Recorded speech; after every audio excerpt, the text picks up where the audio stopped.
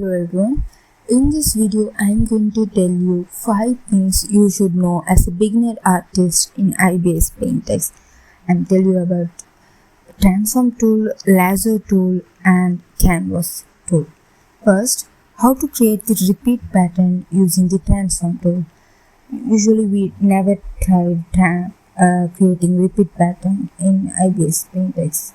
So I'm going to tell you. First, I'm drawing a little heart using, I think, ball pen, and I'm taking the transform tool. In that, I'm using translate scale. Usually when we use this transform tool, we just zoom in, zoom out, or rotate. We usually use the transform tool for that purpose. But to create the repeat pattern, we should on the repeat option. By clicking on the repeat option and changing translation X and Y size and zooming out, you will get the perfect repeat pattern. This is seamless one. Since I'm just using one object, it is very simple to create. But when we use the multiple objects, and when we use any of that object at the corner, it will take some more process to get this seamless pattern. But for now, to create a simple pattern, this is very easy and you should try this. Good, right?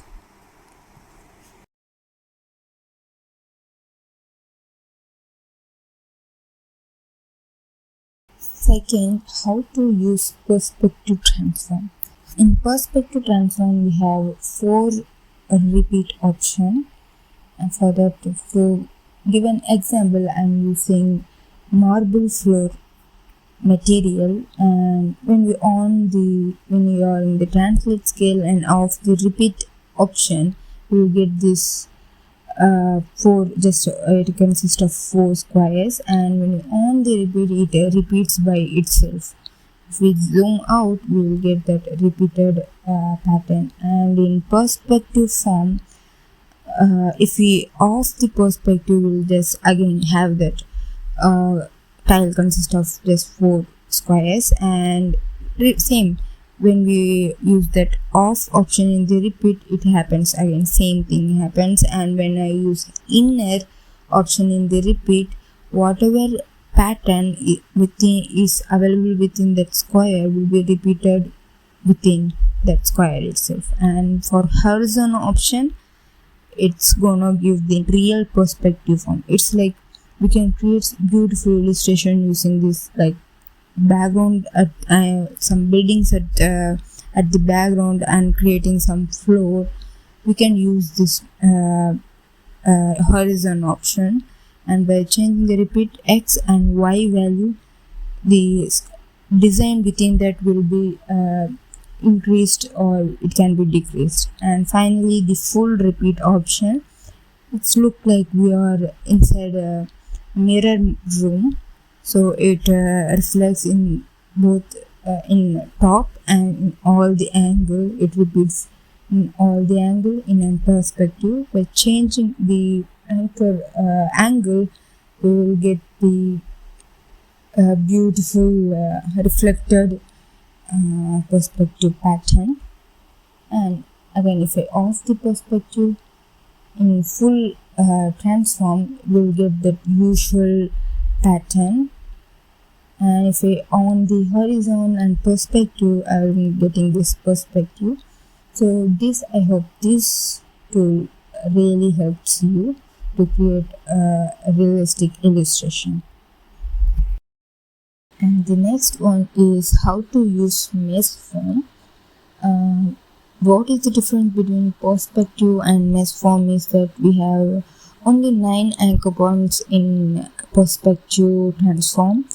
We can just drag in any angle to get that perspective. But when it comes to mesh form, we can increase the number of anchor points by changing the division X and Y value. And by changing this, we can create more shapes. Like when I want to create an unusual shape from a circle, normal circle, I can use this mesh form to change the shape, or when I want to create a apple shape from an usual circle, I can use this mesh form and change the number of angles by using the division numbers, division x and y. We can do a lot with this mesh form. So here it shows like I have created something. A floor is full of ups and downs. Just drag the angle here and there, you can get that wavy look. And so far I didn't on the repeat option in the mesh form. When I on the repeat option and change the x and y values, whatever design was in that area will be repeated all over again and again. See, and by now I created pattern using the design by changing the number of repetitions, and when now I use that division x and y value and increase the anchor point and change, it will look like more wavy, or it's look like a paper. I'm just drawing some sort of paper curvy. Whether we can create such looks with this mesh form. So here it is.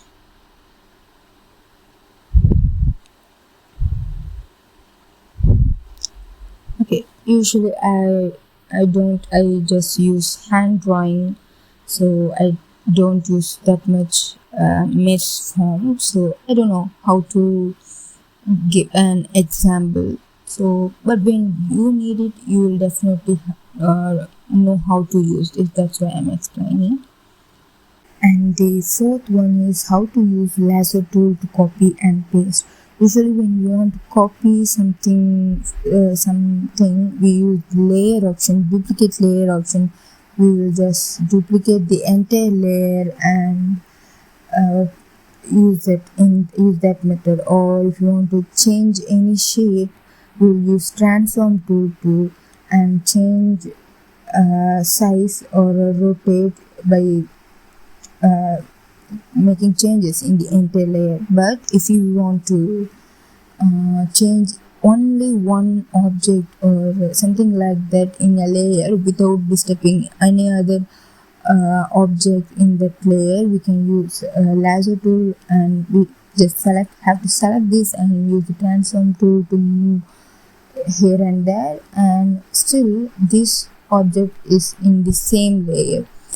It is not moved to any other layer, but without disturbing any other object, it can be moved using the Lasso tool. And if you want to copy that object, just use the copy paste option, and the pasted object will be in a new layer, and we can perform transform tool in that object. And when I off the remove selection, the selection area will be removed, and we can select something new in that layer or any other layer and perform the same process. And the last one is all about canvas tool. Canvas tool, we have never used this. Even I have never used this tool, but it have 7 tools within it. The invert vertical, we can see from the bottom, invert vertical and horizontal. These both are just to invert the entire canvas. When you have even 10-20 layers, no matter what, this is going to invert the entire illustration in that horizontal or vertical way. It will not just change the angle of the layer, but will change it will invert entirely entire canvas. Similarly, the rotate left or right option, it works similar. And next comes the resize. Resize option is like we have to give the value, and it changes when we keep the aspect ratio off and change the value, give some value, now it is in 1:1 ratio. And if I want a landscape, I just have to increase the width size, and it will change the canvas size based on the value I gave, and here the main thing is whatever in that illustration will be expanded based on the size you have given, based on the pixel value you have given. You will not crop anything from that illustration based on the canvas size. But when we use the change canvas size option, we are going to give the same values, pixel value, but it will crop. That is the difference. Now I'm using the trim option. It is like usually like a cropping option. Just crop everything out of the selection, and see the width and height value is also changed in this.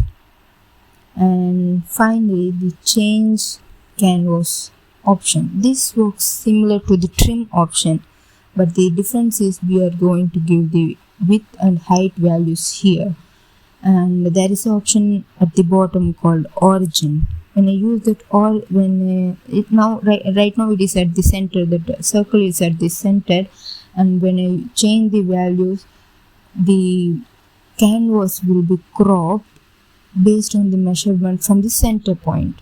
And if I change the origin dots to somewhere at the corner, it will crop, change size of the canvas from that measurement, from that bottom or left corner, right corner, like that. So this is the canvas option. It helps rarely. We don't usually use or change the values. Usually the canvas size will not change, but this will help somewhere at some moment. If you like this tutorial, please click the like button and subscribe to my channel. Thank you.